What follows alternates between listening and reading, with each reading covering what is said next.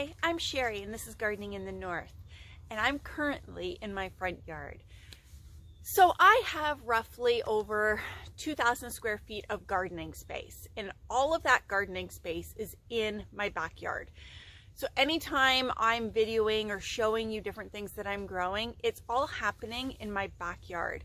And the reason for that is it's fairly flat back there, whereas in our front yard, as you can see behind me, it's a bit wavy like this, dips and hills and whatnot, and it's just not ideal for growing a garden per se when we have all that flat space in the back. Now, having said that, I have been thinking for a couple years now that really my front yard is wasted space. So we have 3.5 acres here on this property, and I really do feel like a lot of that space is in our front yard and it's a waste. So I've been really thinking, how can I utilize this space in the front for our family? And one of the things I've come up with is doing a cross between a food forest and a mini orchard.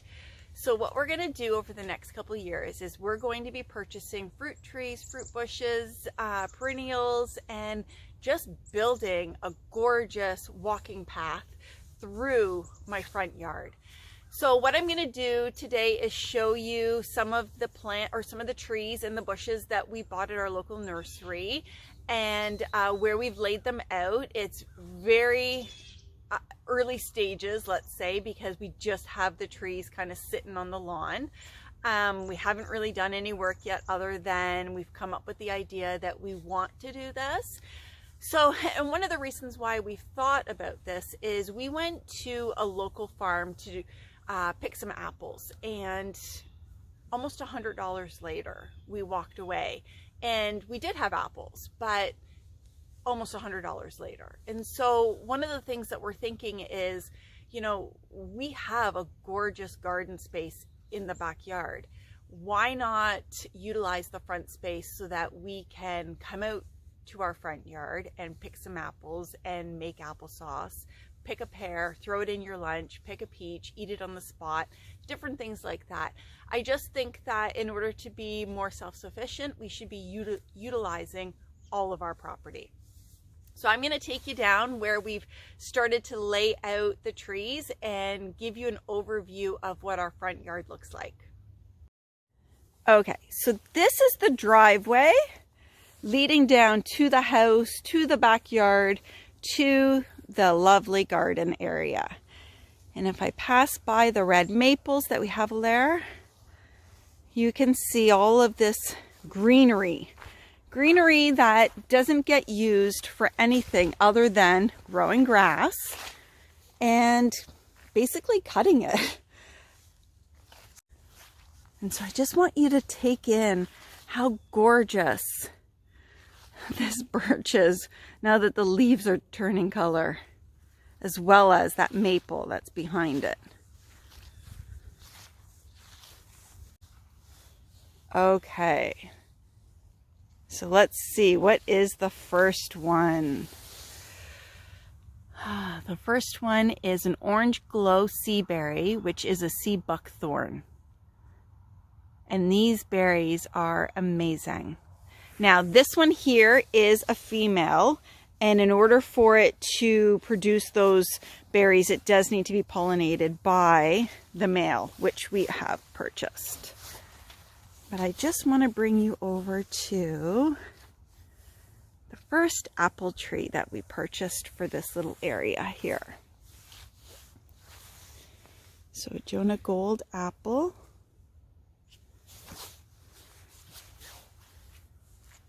I'm so excited. This is going to be an amazing, amazing space.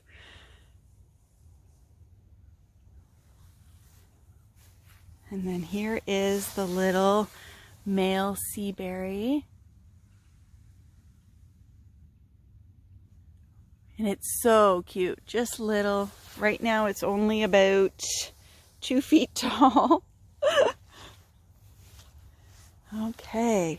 And as I walk to the end of where we're anticipating the path to end, or not end, but eventually we will turn it to go down alongside the house here. And if you look way in the back, you'll see my compost bin, my trellis. That is my raised bed garden space. So it's all going to connect. And so here is the second female that we purchased. And it is, oh, there we go. It is a Russian orange buckthorn, sea buckthorn. And so it's going to give us nice little yellow berries as opposed to the orange glow, which will be orange berries. And then our second tree, our second apple tree, is an empire. So we are going to be adding a lot of trees and bushes over the next couple years, and I am so excited to share this with you. So this video is actually going to be done over a few days because we are going to be digging the holes, planting in these trees, and then starting to lay down cardboard over the grass and then covering that with a wood chip mulch. Hey guys, it's been a couple days and I can't express to you how excited I am to be converting this front area into something beautiful.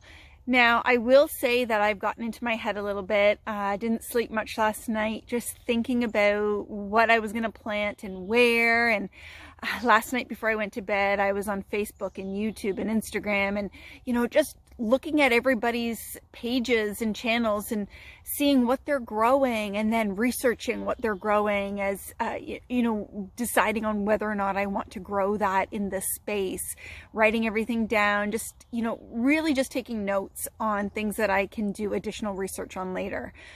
A couple of the things that I did realize in doing all of that is that the initial place that I wanted the two apple trees to be, kind of at the end of where the food forest would be, I've kind of decided that I think I want them to be on either side of my white birch, and I just think that they'll look really nice there, having them kind of in the center of the food forest, apple or fruit tree orchard.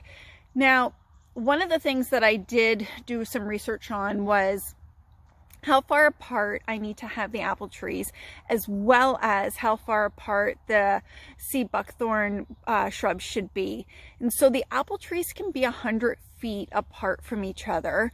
I'm not going to put them that far apart. I think that in the springtime we're most likely going to be buying pear trees and peach trees, and I think that I'd like to keep the varieties somewhat close together so that I'm not walking from one end to the other just to collect apples or pears or whatnot. Now, the sea buckthorn shrubs need to be within 5 to 6 feet of each other to ensure that they are receiving the proper pollination. So I will be adjusting where I put them. We're probably going to be laying down some cardboard and wood chips tomorrow. My daughter brought home a ton of cardboard for me from work, so that's awesome. So let's get to it. Let's get digging those holes on where we want the trees.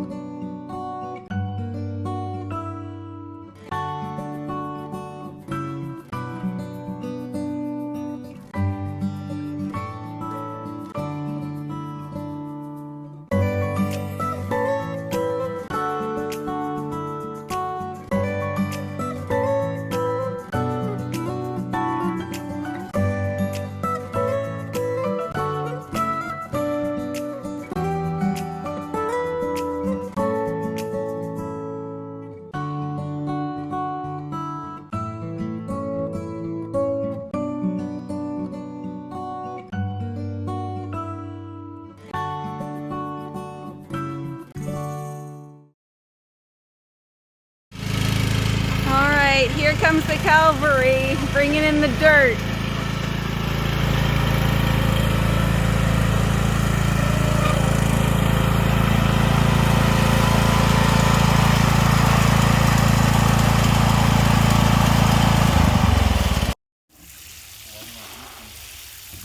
You want to make sure that you give each new planted tree and shrub a really good watering.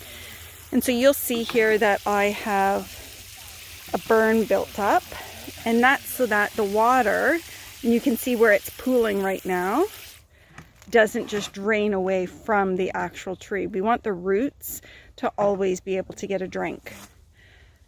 And so we just use the grass that we dug out and built it around.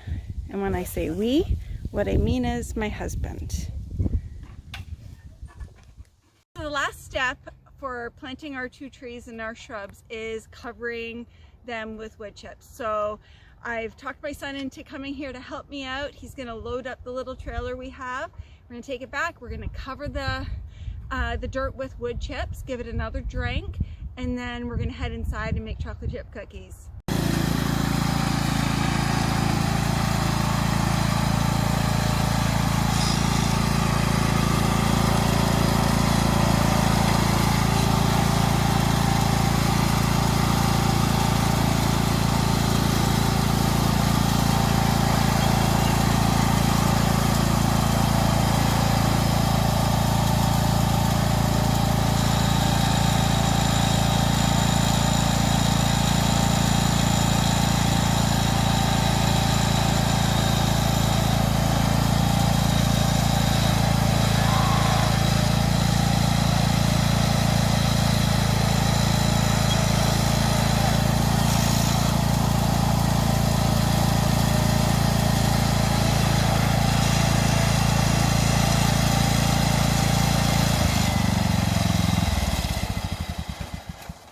These are very important life skills.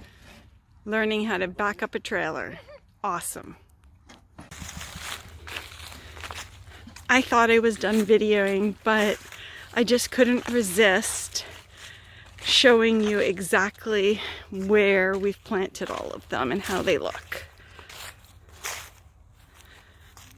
And so the sun is just nicely shining down on the 2 apple trees there. And my 2 helpers, the 3rd helper went inside. I'm very lucky, that's for sure. Thanks for sharing time with me.